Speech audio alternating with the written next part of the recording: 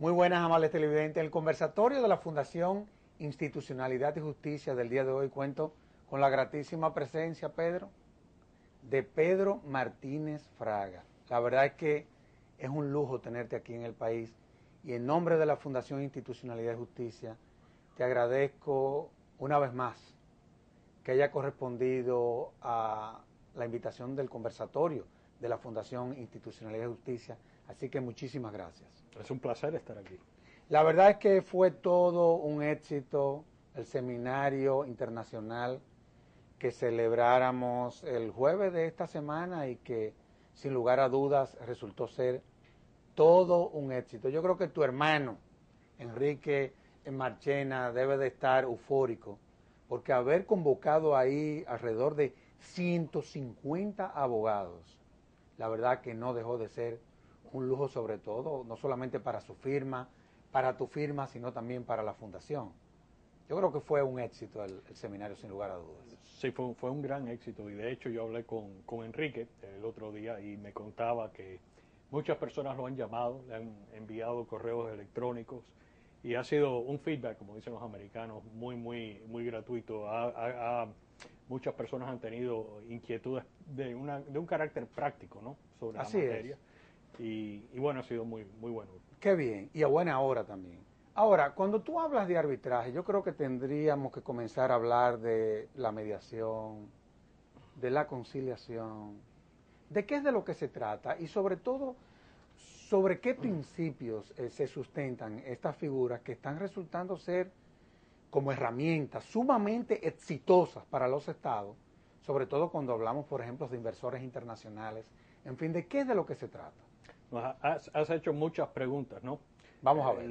El principio de todo esto, de todo lo que es el arbitraje, tiene mucho que ver con la voluntad de las partes, autonomía de las partes. Es decir, cuando tenemos un proceso judicial, las partes entregan lo que es todo el control del proceso a un sistema, el proceso judicial. Las partes no eligen el foro, las partes no eligen el idioma, las partes no eligen el derecho sustantivo que aplica, las partes no eligen nada que tenga que ver, los jueces no los eligen tampoco, ¿verdad? En el arbitraje es todo lo opuesto. La idea del arbitraje es que si surge un contencioso, surge y se va a espumar, se va a procesar conforme con la voluntad de las partes. Las partes eligen los árbitros, las partes eligen la institución arbitral que va a administrar el arbitraje, las partes eligen la sede del arbitraje, las partes eligen la ley sustantiva que aplica al arbitraje, de manera que la voluntad de las partes es fundamental. Ahora, esto ocurre todo dentro de un marco no judicial, que le otorga una dimensión de privacidad al proceso, que también los empresarios y los capitanes de industria hoy día buscan. Es decir, que más que contencioso, esa es una parte graciosa, ¿no?, en todo lo que sería el proceso. Es una parte, no, eso sigue siendo una parte contenciosa. Okay. En juego están muchos millones de dólares en los grandes arbitrajes, algunos más de $1.000 millones. Claro.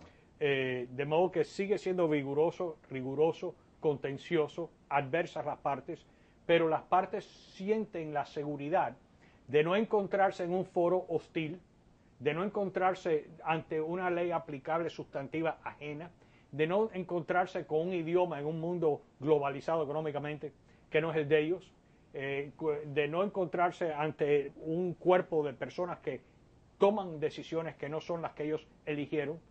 Todo esto es una diferencia muy material y muy significativa. Es muy sencillo.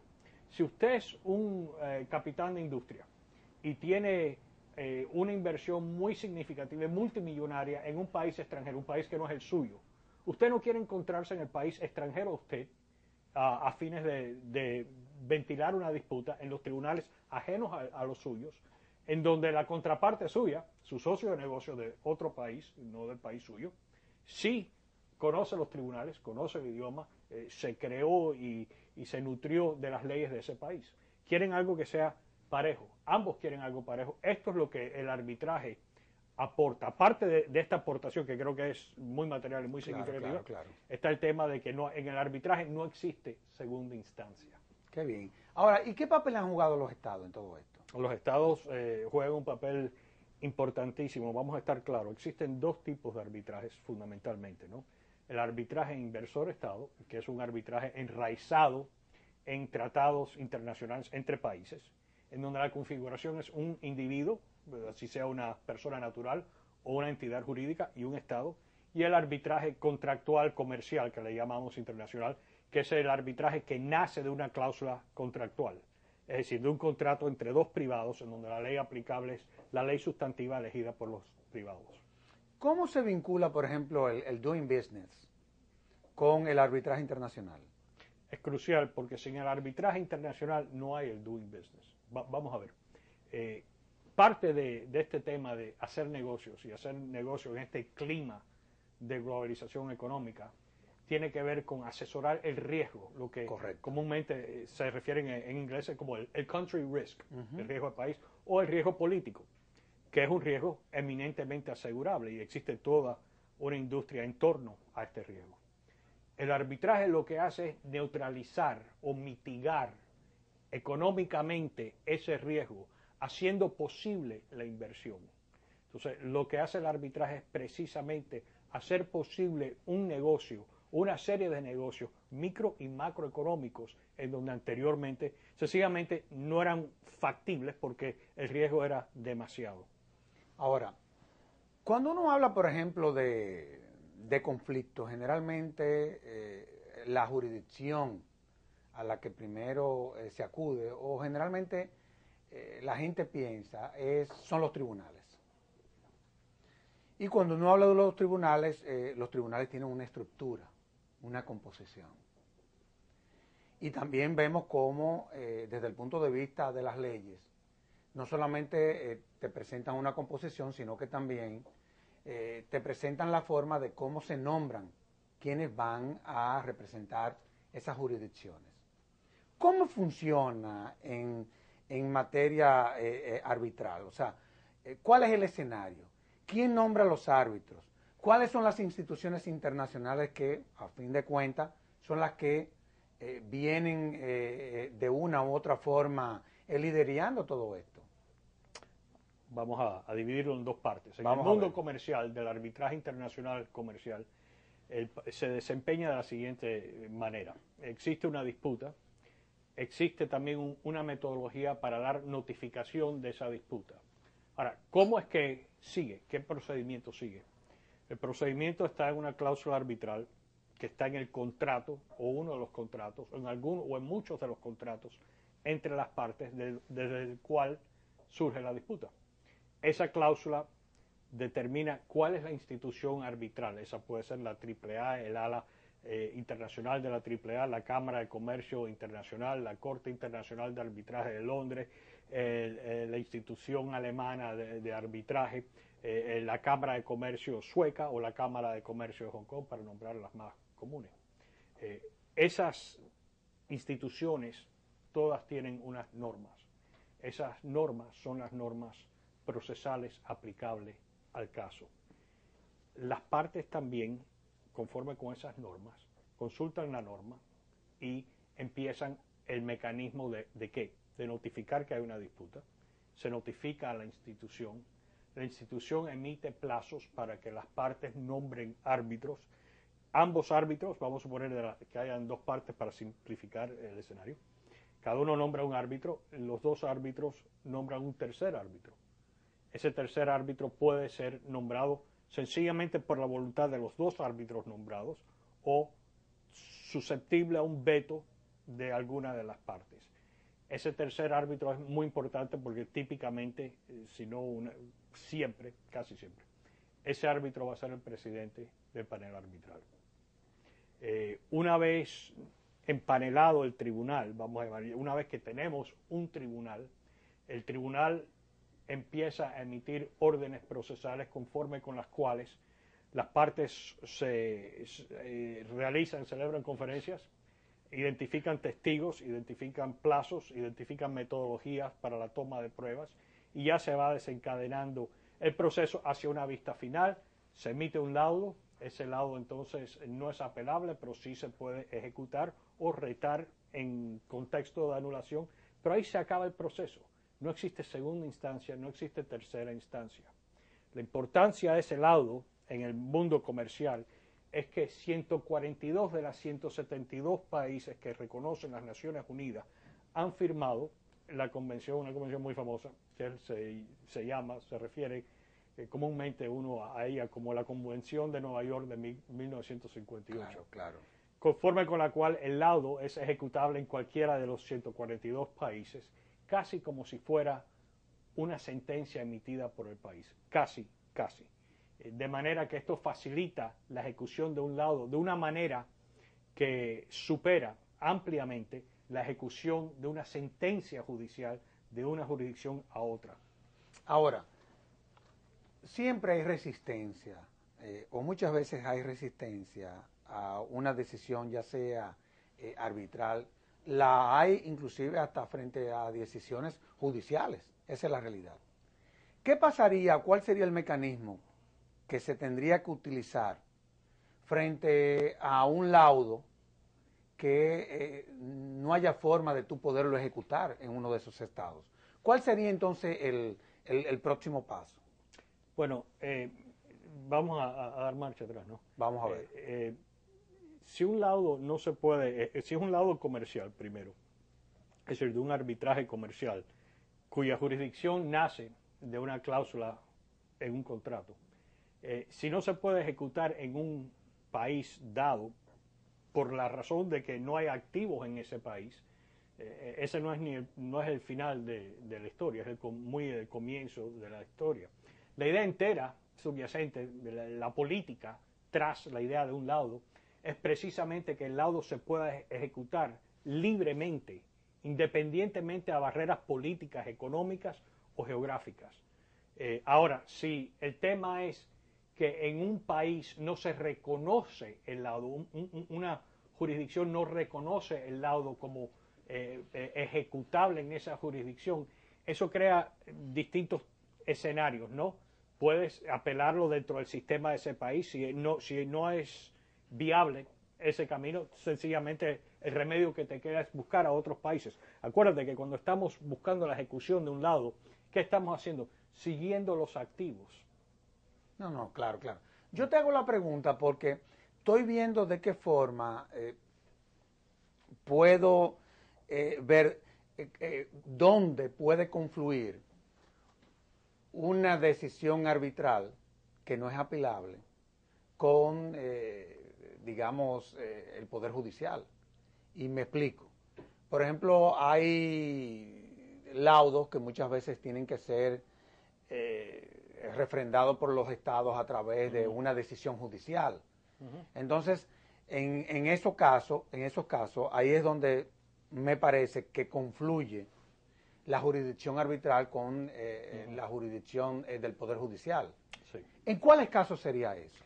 En la mayoría de los casos, en la mayoría de los países del mundo económico, es decir, vamos a decir, 142 países del mundo, han tomado la posición que existe una ley nacional en todos estos países, o sin duda en la mayoría de estos, existe una ley nacional que se puede identificar como la Ley Nacional de Arbitraje.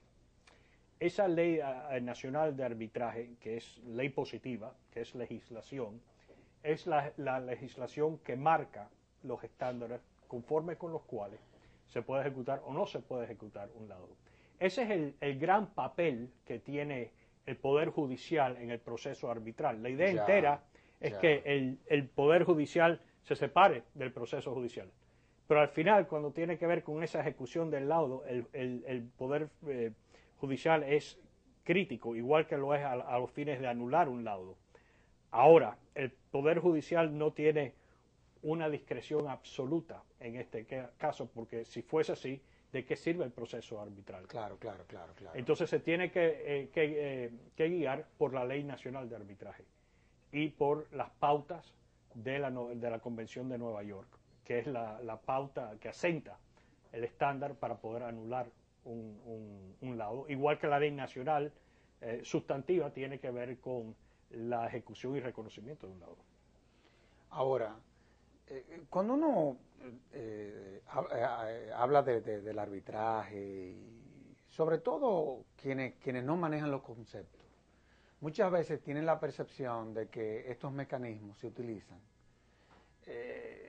como la consecuencia de que en muchos casos la justicia no funciona. Sin embargo, cuando uno real y efectivamente comienza a estudiar el tema, no es así. Es como una especie como de mecanismo de resoluciones alternativas de conflictos. En fin, ¿cuál es tu visión con relación a eso? Yo no sé si la justicia funciona o no funciona. Esa es una Porque esa es otra canción. Sí, eso es otro tema, ¿no? Y un tema un poquito magno. Pero existe una percepción, que la tenemos todos, que es un poquito así. Cuando me encuentro en un tribunal ajeno al de mi país, con jueces ajenos a mis jueces, con una ley ajena a mi ley, con un idioma distinto al mío, y cuando mi contraparte es un natural y un ciudadano de esa jurisdicción, yo considero, es la percepción general que comparten los capitanes de industria de las primeras 500 empresas del mundo, que estoy en una desventaja. Pero es razonable ¿Cómo es que puedo? Claro que es muy razonable, claro, eminentemente razonable. Tú no te sientes que estás en una jurisdicción imparcial, esa es la realidad. Correcto. Entonces, ¿cómo puedo tener una jurisdicción imparcial y a la misma vez que se logre el negocio, que se logre el objetivo, que la contraparte diga, bueno, está bien, porque yo temo, igual que tú, estar en tus tribunales, con tu idioma y con tus leyes y con tus jueces? El arbitraje. No existe otra, porque hoy día va a existir en algún momento, pero temo que ni tú y ni yo lo vamos a ver, va a existir un tribunal internacional. Pero tú y yo estamos jóvenes todavía. Quizás tú más joven que yo, pero no. Sí te puedo decir esto, no vamos a ver un tribunal internacional con normas de procedimiento civil internacionales capaces de ejercer jurisdicción sobre temas de derecho internacional privado y no público. Ahora, vamos por parte. Tú me hablaste del proceso con antelación. Vamos a hablar de las partes del proceso y me explico. Por ejemplo, hemos estado hablando de la mediación, la conciliación, el arbitraje. ¿Dónde confluyen y dónde se separan los tres? Mirando específicamente, vamos a utilizar la mediación y el arbitraje, que creo que sirven mejor tu propósito. ¿Está bien? O lo que entiendo ser el propósito de tu pregunta. Confluyen y están mano a mano cuando lo vemos desde el punto de vista que es un evento extrajudicial que se logra por la voluntad de las partes, que se articula todo un formato y todas unas normas en base a lo que las partes han elegido y que puede llegar, en el caso de la mediación, a una solución, a un arreglo entre las partes, también por voluntad de las partes y no de un tercero. Hasta ahí el arbitraje y la mediación conceptualmente se parecen, no son nada lo mismo, pero se parecen. Empiezan a tomar distintos caminos en que la mediación es una expresión de negociación, claro, mientras que el arbitraje es eminentemente contencioso. Y también empiezan a dividirse o a separarse, porque en el arbitraje, al fin del día, ese tribunal arbitral, que es producto de la voluntad de las partes, va a tomar una decisión en donde va a haber un ganador y un perdedor. Claro. En la mediación van a haber, en muchos sentidos decimos que la gran mediación es donde las dos partes se sienten que son perdedores, porque quiere decir que hubo una negociación buena en donde cada parte cedió algo importante que le dolió y por lo tanto se llegó a un arreglo. En el arbitraje no va a ser así. En el arbitraje una parte va a ganar y otra parte va a ser un perdedor. Siento decirte. Y eso es muy distinto a la mediación. Yo te hacía la pregunta porque, por ejemplo, cuando uno se va a la jurisdicción ordinaria, tú te encuentras con que ya las legislaciones modernas, a los fines de ver cómo pueden, sin tener que conocer el fondo en un tribunal de un caso específico, se han diseñado los métodos de resoluciones alternativas de conflicto. Por ejemplo, en materia penal ya existe el fiscal tiene la potestad de poder mediar en determinados tipos penales. En materia civil también existen, desde el punto de vista local. Por ejemplo, la ley 173 te da una serie de herramientas antes de tú, entonces, apoderar la jurisdicción ordinaria.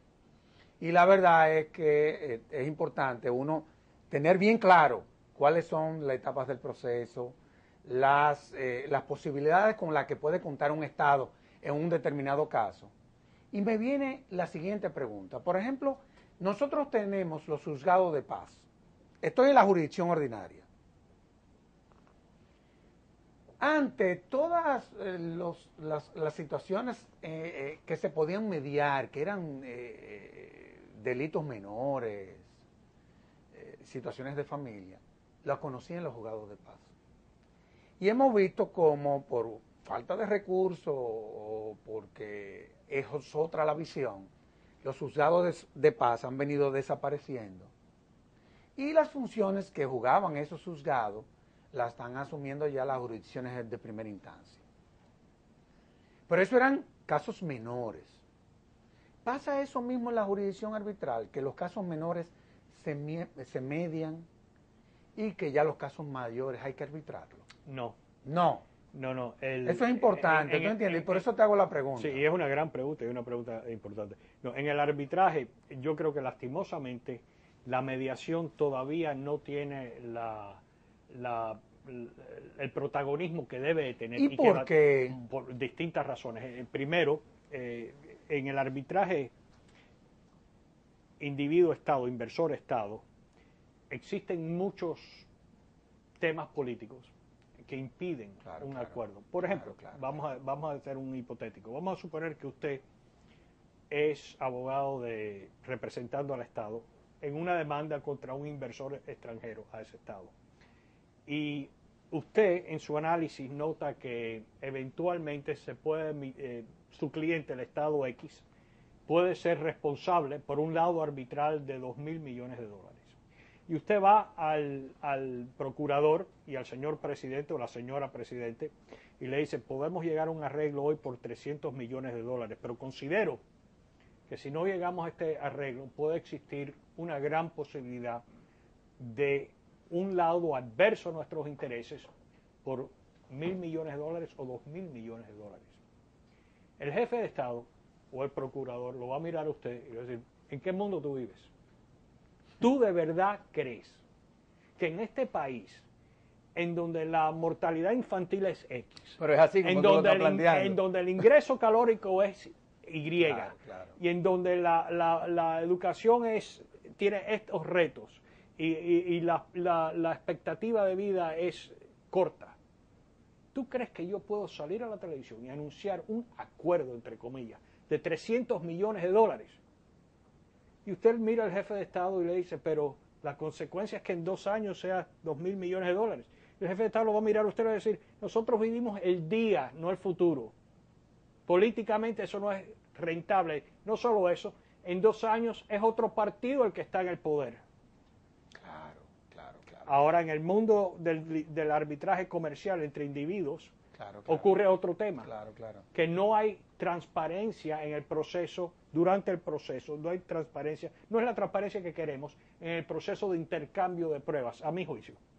Y esta falta de transparencia durante el proceso, a mi juicio, esto es un tema muy debatible y debatido, crea una falta de asesoramiento o de cálculos científicos de cuál es mi verdadero riesgo. ¿Cuánto me voy a gastar yo en este proceso arbitral para asumir un riesgo X de Y dólares o monto? Y eso no existe, eso todavía no se ha desarrollado en el arbitraje comercial. Y es por esta razón que, por ejemplo, en Estados Unidos, que es en donde yo vivo, de donde ejerzo mi profesión, el 96 al 98... Y en donde te has destacado como árbitro, eres uno de los mejores árbitros de esa nación. Así lo reconoce toda la comunidad internacional. Bueno, gracias. Eso no lo puedes decir tú, pero yo tengo la autoridad de poderlo decir. Bueno, me alegro, porque tuve que estudiarte de cabo a rabo. Gracias. Pero déjame volver al tema que más interesante, que es la estadística y no... Sí, pero quisiera ser justo también. Gracias. Pero el 98, el 96% de los casos en Estados Unidos, tanto federal como estatal, llegan a un acuerdo. Ok. ¿El qué porcentaje? El 96 al 98. Wow. Pero en el arbitraje, en el mundo, menos del 10% de los arbitrajes comerciales entre particulares y menos del 10% de los arbitrajes entre inversores y estados llegan a un acuerdo.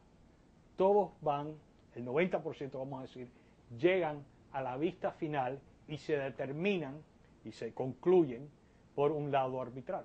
Y esto es una ineficiencia en ambos sistemas. Claro. Ahora, no hay duda de que los Estados Unidos son los que mejores saben interpretar el capitalismo. Y a la hora de que se le presenta un conflicto desde el punto de vista comercial, la misión y la visión es resolver el conflicto y seguir haciendo negocios. Esa es una realidad. Ahora, todo esto tiene un componente cultural y tú lo sabes. Por ejemplo, por eso vemos cuál es, por ejemplo, la efectividad, los niveles de efectividad que tú ves con relación a esta herramienta en los Estados Unidos y los niveles que tienen otras. ¿Cómo tú evalúas, por ejemplo, yo no sé si tú manejas los datos, cómo vamos nosotros como país en esta frecuencia? Porque no deja de ser una frecuencia para nosotros como dominicanos. Mira, yo no manejo los datos, pero sí sé esto, ¿no?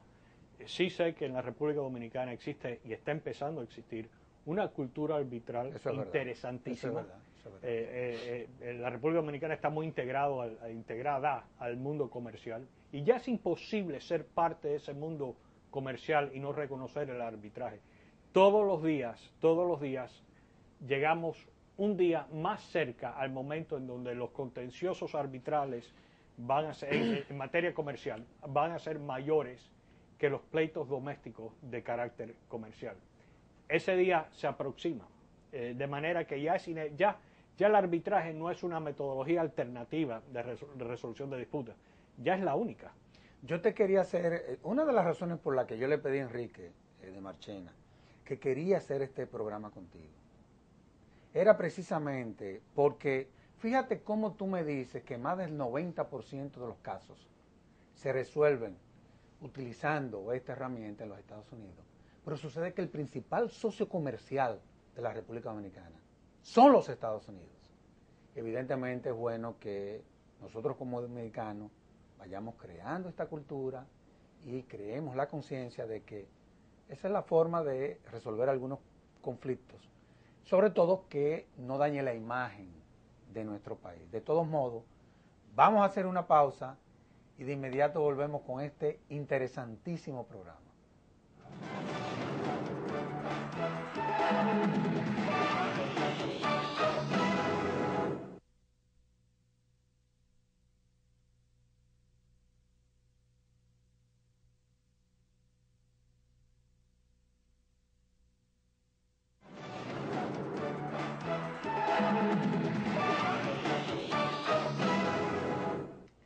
Pedro, vamos a hablar sobre el ambiente eficiente de los negocios,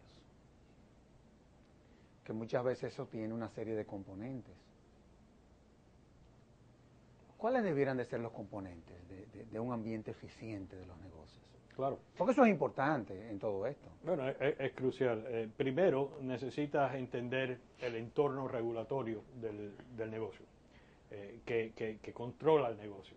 Es decir, la transparencia regulatoria es crítica. Segundo, tienes que entender cómo es que en la práctica funciona ese andamiaje entero regulatorio. Es decir, cuál es la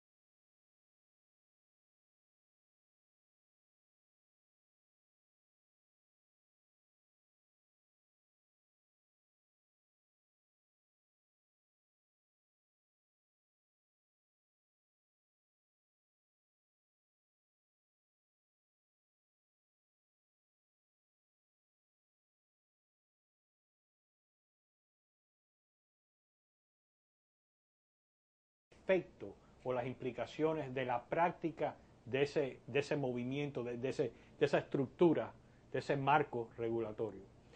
Lo que estamos hablando siempre en los negocios, en la eficiencia y la viabilidad de los negocios internacionales, es cómo medir, cómo balancear la obligación normativa de un país de ejercer la soberanía regulatoria y también su normativa y su obligación, igual que la de ejercer su soberanía regulatoria, de proteger las inversiones extranjeras.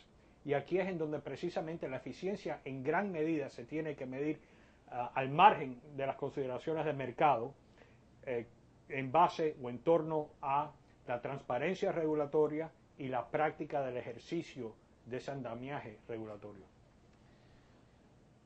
Te tengo que hacer esta pregunta porque uno a fin de cuentas es latinoamericano. En Latinoamérica, ¿cuál es el reto de las resoluciones alternativas de conflicto? Porque la verdad es que nuestros países no han avanzado, esa es una realidad. O sea, cuando uno mide la seguridad jurídica, la calidad de nuestras instituciones, la verdad es que todavía tenemos muchas deficiencias. Y sobre todo deficiencias que vienen desde el punto de vista de lo que son los elementos culturales de nuestros países. Vimos durante muchos años a los Estados Unidos como un adversario y nos hemos dado cuenta que es el principal aliado de América Latina. Esa es la realidad. ¿Cuáles serían los retos de nosotros como latinoamericanos? No quiero decir, no me quiero atrever a limitarme a la República Dominicana, sino ya de Latinoamérica con relación a estos métodos, a estas herramientas. Sí. Bueno, antes que nada, discrepo de ti cuando dices que no ha habido avances. Sí han habido avances claro. en el arbitraje o en la resolución de disputas alternativas, fuera de ella. Ahora, pero sin duda queda mucho por hacer en cuanto a la independencia y la imparcialidad de los poderes judiciales. Sencillamente hay mucho que hacer en torno a esa estructura. Tenemos que tener mejores instituciones judiciales en América Latina, ese es un reto, y tenemos que tener instituciones que sean independientes y que sean imparciales. Si no tenemos esas instituciones, no importa qué tipo de arbitraje o qué tipo de metodología de resolución de disputas tú tengas, al fin del día todas estas metodologías mueren o viven ante un tribunal. Ese laudo se tiene que ejecutar. De modo que, aunque tengas las mejores leyes nacionales del arbitraje, de ejecución y reconocimientos de laudos extranjeros, nada de eso sirve si no tienes la voluntad política que se concreta en una institución o se encuentra o se perfila en una institución que sea imparcial e independiente. Tú dijiste algo muy interesante ahora, dijiste que por muchos años nosotros, colectivamente hablando, como latinoamericanos en América Latina, veíamos a Estados Unidos como el gran enemigo, el archienemigo, y vemos que de verdad Estados Unidos... Y es el gran amigo del área. O por lo menos comercialmente es el gran protagonista. Esa es una realidad. Y puedes elegir. Si no te gusta Estados Unidos, busca Rusia, o busca el modelo chino, que es diariamente más relevante en el marco latinoamericano. Pero vamos a ver lo que tú dijiste de cerca. ¿Es verdad lo que dijiste? ¿Es verdad que Estados Unidos no se ve como el enemigo? ¿Qué pasa en Bolivia? ¿Qué pasa en Ecuador? ¿Qué pasa en Venezuela? ¿Qué pasa en Cuba? ¿Qué pasa en otros países menores que caen dentro del ámbito de la influencia política de estos núcleos?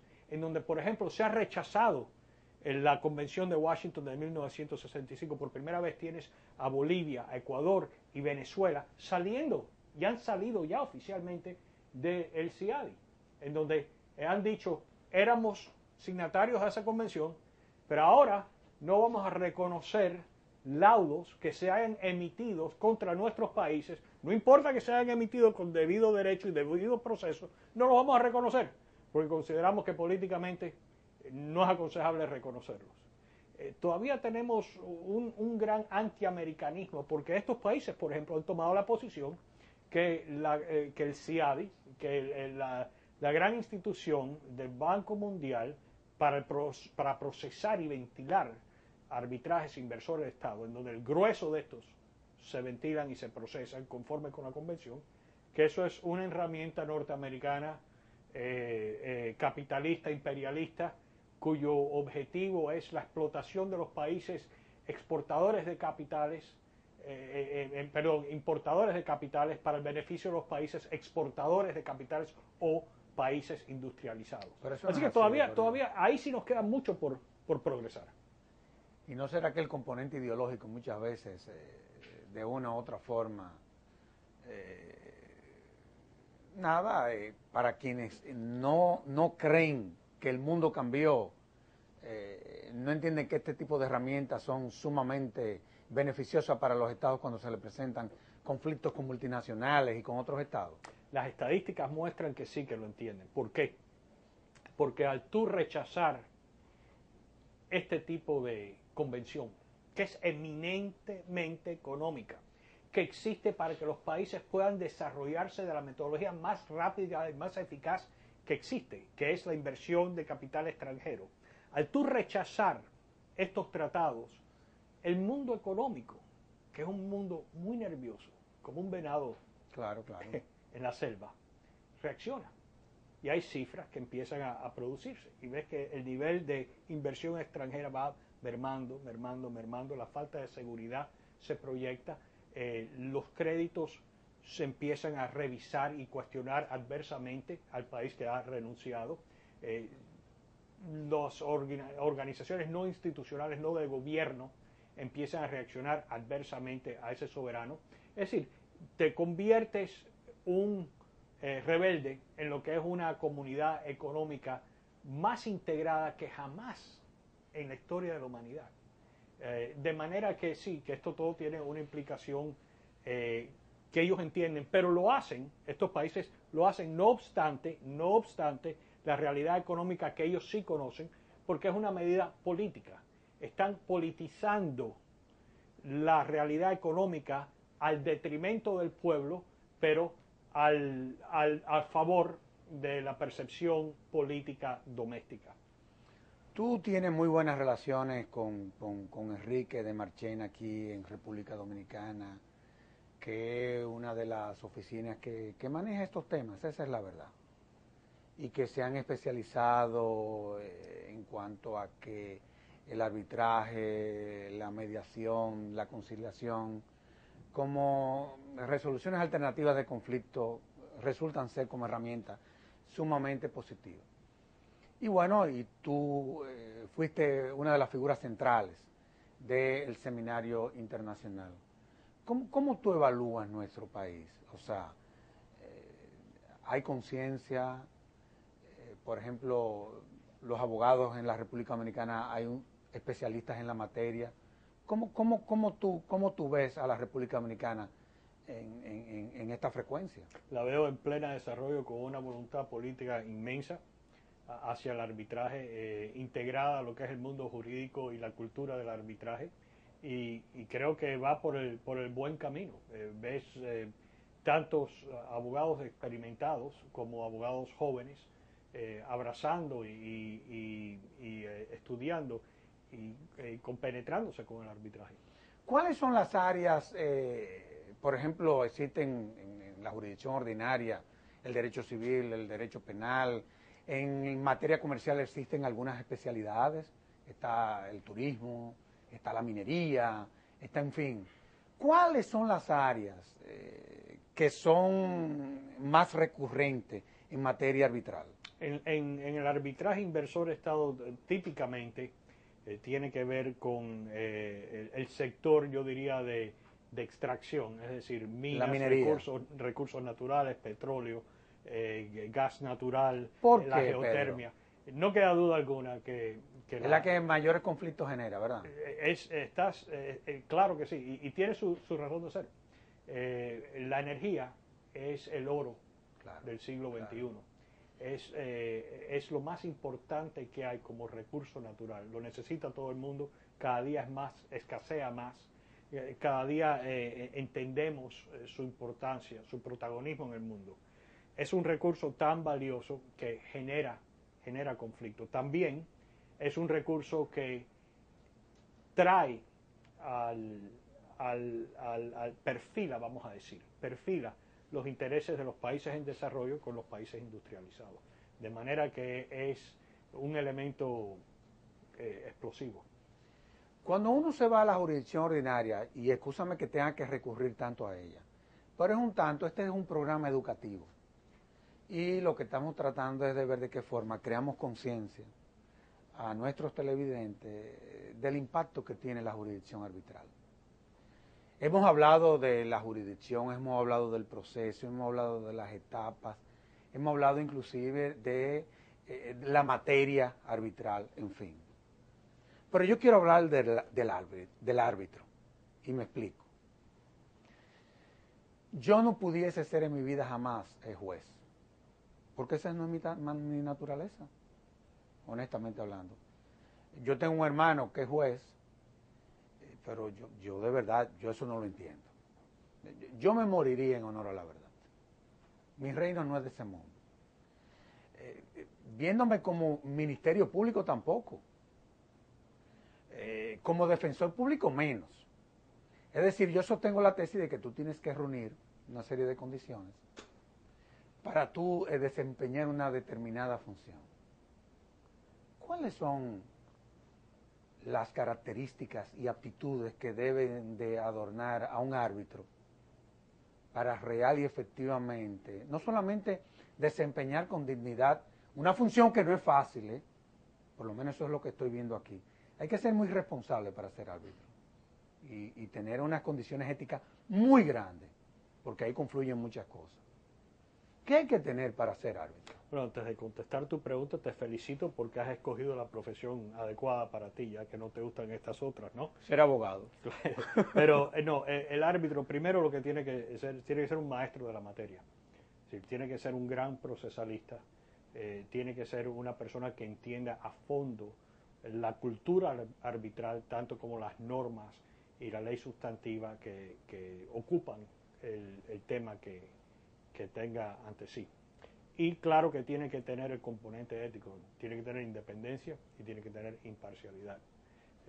De manera que es una fusión de compromiso, intelecto, cultura y claro, una condición ética. Y eso es una cosa muy, muy interesante, ¿no? Porque esto es parte de lo que el arbitraje brinda.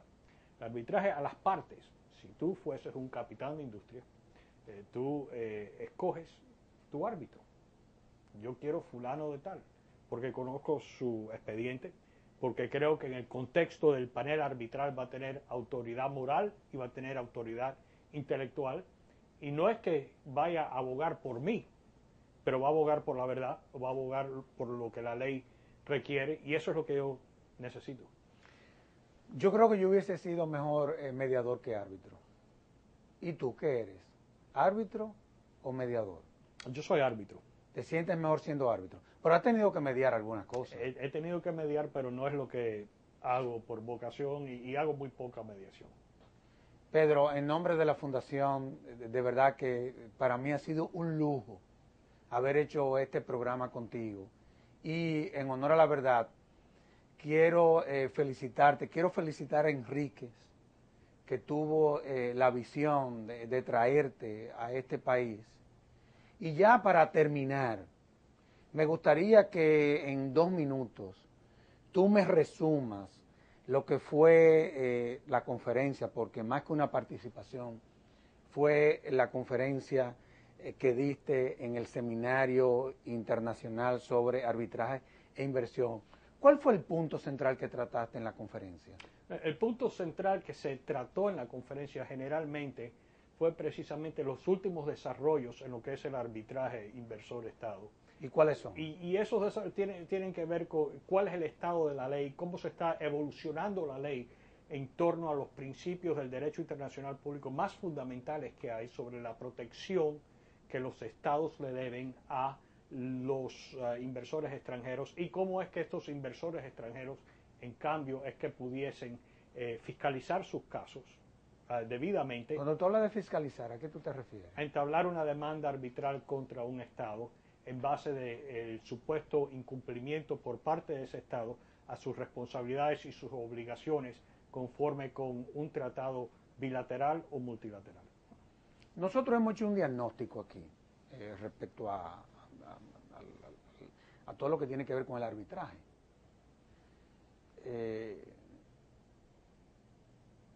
Los retos, finalmente. ¿Qué tú opinas con relación a, por ejemplo, vuelvo y te reitero, y quiero reiterarte la pregunta, te la hice anteriormente, como para que podamos concluir el programa con ese mensaje a la sociedad dominicana, sobre todo a la comunidad jurídica y al Estado en sentido general. Los retos que tiene la República Dominicana en esta materia. Abrazar un nuevo paradigma que no es necesariamente ni aún incompatible con el paradigma antiguo del recurso judicial. Entender que por primera vez en la historia existe un mercado económico que es global y que para participar como ente y soberano económico en ese mercado global tenemos que entregarnos a lo que es el arbitraje internacional, porque la competencia judicial nacional sencillamente no es capaz, por la configuración de las disputas, no por el sistema judicial, de procesar estos temas, porque no los va a tener ante sí. Claro. Hiciste un excelente programa. Gracias. La verdad es que este es un programa que para cualquier universidad sería una herramienta educativa extraordinaria, un tanto como para poder empoderar a los muchachos de qué es de lo que se trata. Así que una vez más le agradezco a Enrique de Marchena por haberme dado la oportunidad de hacer este programa contigo, y en nombre de la Fundación y del país te agradezco que haya correspondido a esta invitación. Gracias. Y a ustedes, amables televidentes, les decimos hasta la próxima, en donde estaremos en un nuevo conversatorio de la Fundación Institucionalidad y Justicia. Hasta entonces.